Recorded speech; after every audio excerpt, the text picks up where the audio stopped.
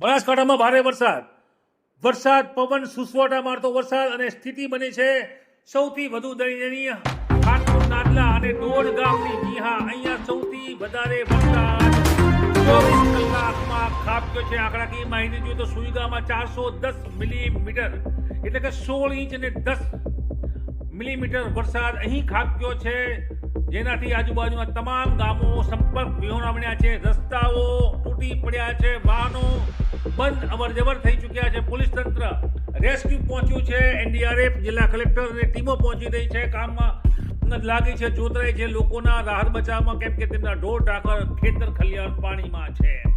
વાવની પણ આ જ સ્થિતિ છે. વાવમાં પણ અંદાજિત 13 ઇંચ વરસાદ, થરાદમાં પણ અંદાજિત 12 ઇંચ વરસાદ, ધાનેરામાં 54, અમીરગઢમાં 39 મિલીમીટર, દાંતામાં 84 મિલીમીટર, તો દિયોદરમાં પણ 117 મિલીમીટર વરસાદ ખાબક્યો છે.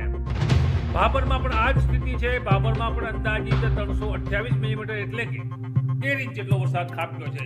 બનાસકાંઠા જિલ્લાને મેઘરાજાએ ભાદરવામાં તરબોળ કર્યો છે.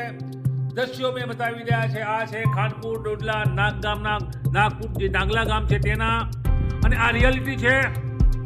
વધુ અપડેટ માટે જોતા રહો ટુડે ગુજરાતી ન્યૂઝ.